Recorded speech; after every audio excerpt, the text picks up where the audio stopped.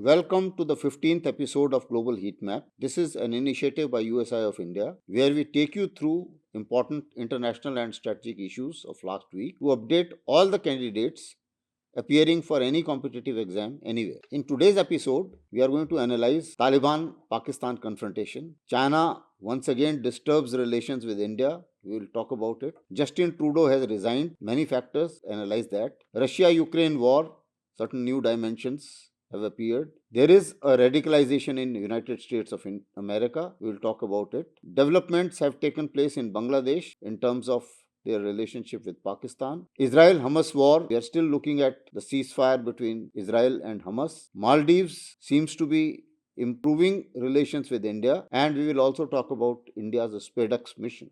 Moving on to the first topic, as we recall in the last episode, Pakistan has launched the air attacks in Afghanistan. They claim that they have targeted TTP terrorists, whereas Taliban government claims that it was all civilians and ladies and children, and therefore Taliban has responded. They did respond by attacking the border posts, by launching some more raids, and their fighters have intruded. But in addition to that, this week TTP has threatened Pakistan army. It has also threatened that it will target the business enterprise of Pakistan army and everyone who is associated with it, which includes everyone who is managing it, everyone who is investing in it, as well as everyone who is propagating it. So therefore, they have given 3 months to everyone to disengage themselves with all the business enterprises of Pakistan army. A number of them. Pakistan army controls fair amount of business empire, which includes various organizations like National Logistics Cell,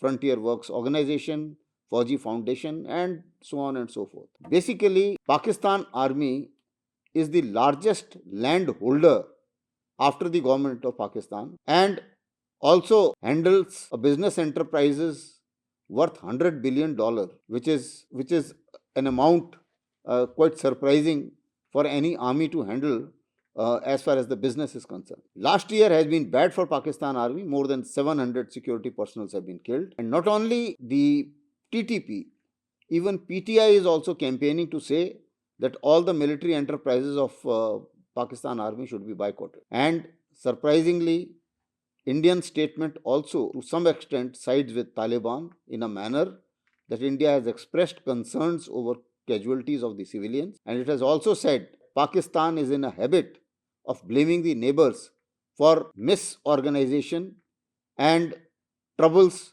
which are within Pakistan. As far as China is concerned, after we saw some kind of improvement of relation with the disengagement happening, now China has again taken some actions which disturb the relations with India. They have named 2 counties in Xinjiang region, which also includes the Aksai Chin. India has protested very strongly. The area belongs to India, and therefore there is no reason for China to name it. But their naming does not change anything as far as the ground position is concerned. But certainly it disturbs the relationship. There are more concerns coming from China in a manner that another virus has broken out, that is HMPV virus has broken out. Although the Chinese are playing it down to say that it is a fever which is in a large patients, but then the fact is this happened earlier also. Although this HMP virus exists, it's not a new virus, and it exists in large part of the countries, in fact not only in China but outside, and it was originated also outside. But notwithstanding that, the suspicion which China carries or with the Chinese is that earlier also they played down the outbreak which was happening in China, and now also the information which has flown out is limited. So India has asked WHO to seek more information from China, and also taken a lot of precautionary measures within the country, and I'm sure other countries are also doing the same thing. Xi Jinping has reiterated in his New Year message about reunification of Taiwan, that has to happen. In addition, they are also doing capacity building. We talked about the amphibious assault ship in the last episode. They are also doing a fair amount of exercises and war gamings, how to manage the reunification, whether by force or by blockade or by all other contingencies which they keep talking about. Also, the Cold War 2.0 is on. The Trump administration is yet to take over. Tariff war is going to be on. And because of certain tariffs which have been posed on Chinese companies, Chinese have also retaliated by trade control over some of the US companies like Boeing, Lockheed Martin, and few more. Yesterday, Justin Trudeau has resigned, although he was losing popularity. It is internal pressure as well as external pressure. He has been able to manage the internal affairs, the internal politics, the economy, as well as the foreign relations, because a large number he has spoiled large foreign relations with large number of countries, and we can't. It's too premature to say whether it is a good news for India or India-Canada relations or otherwise, because Trudeau was certainly instrumental in straining the relations between India and Canada. Let's see as to who his predecessor and how does he take it forward. That I think remains to be seen. In Russia-Ukraine war, new developments have taken place. Ukraine had a agreement with Russia for the pipelines, the gas pipelines and the gas to flow. This agreement expired on 31st December. They have not renewed it. So all the gas which was passing through Ukrainian territory, that has been stopped. Now the implications are Russia to supply gas to Europe at 4 pipelines. One was going through Belarus, another was through Poland and Baltic Sea, and then there was one more from Black Sea. So Russia had closed 3 of them earlier, that is Belarus, Poland, and Baltic Sea, because Russia was insisting that the payment should be in rubles. At the same time, the Black Sea was on because that actually goes to Turkey and some other countries. So that continues. At the same time, some other arrangements are being worked out in a manner that Azerbaijan is supplying more gas to Europe. Now, whether Russia is supplying to Azerbaijan and it's going indirectly, that is yet to be seen. More important is that certain countries like Slovakia, they have got strained, and also some of the neighboring countries like Moldova, they were getting gas directly from Russia and through Ukraine, so they have got strained, and the relationship between Slovakia and Ukraine is getting strained because of this problem. On the battlefront, Russia has captured few additional townships around Prokhorov and one more township near Luhansk. As far as Kursk is concerned, they have taken some more areas. At the same time, Ukraine also claims that they have launched a counteroffensive in Kursk. Basically, they are trying to give a message to their funders and sponsors that we are still on in Kursk and we are not running away, because mass scale desertions have taken place in Ukrainian army. USA has faced some different kind of problems in terms of radicalization. There were 2 incidents in which the veterans seemed to be radicalized. One was the Christmas truck attack in New Orleans, and there was also a suicide attack in Trump Hotel in Las Vegas. But apparently they were not linked. That is what the investigation is coming out. The investigation is still in progress. But what is relevant is that the veteran who launched this Christmas truck attack, he was radicalized, perhaps with the IS ideology, and also had the IEDs and some other bomb material and incriminating material, which indicates the lone wolf attack, or which we call it as fourth generation warfare, being prevalent in United States.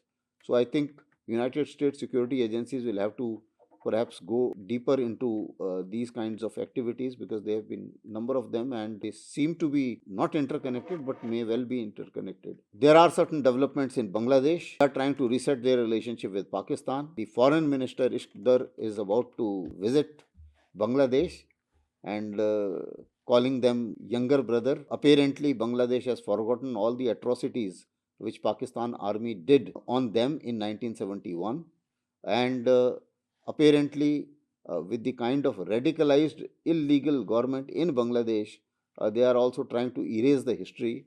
Mujibur Rahman has been replaced by the claim of, now he is being replaced from the name of father of the nation. At least the textbooks don't indicate that. At the same time, calling for the independence, that also is being claimed by Ziaur Rahman.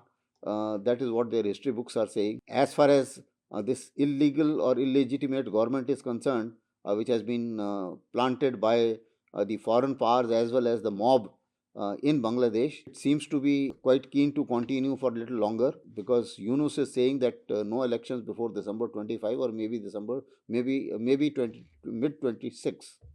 So therefore, he intends being there at least for one more year without any elections. They have also now stopped the judicial officers training, which used to happen in India, indicating a little, shall I say, anti-India approach. But we will have to see as to how things pan out.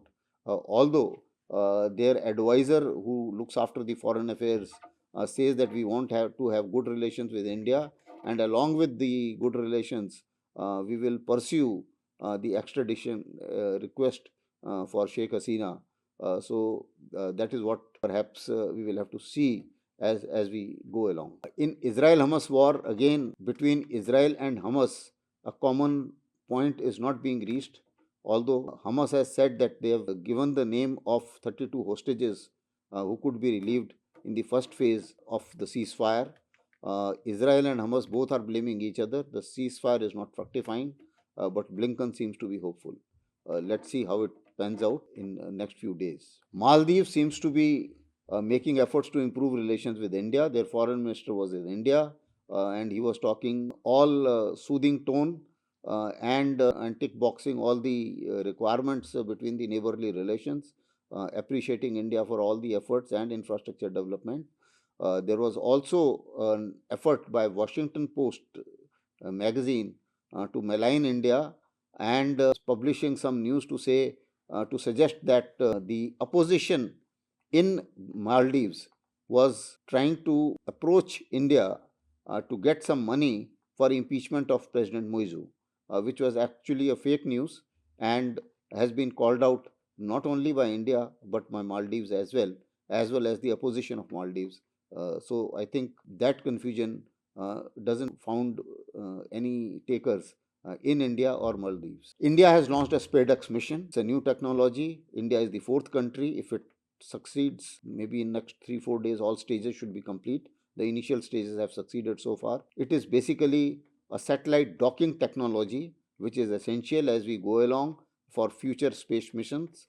There has to, in this you have a target satellite and a chaser satellite, and both of them are required to dock. And this is important for all the candidates, and you can read the technological data on this aspect for your competitions as well.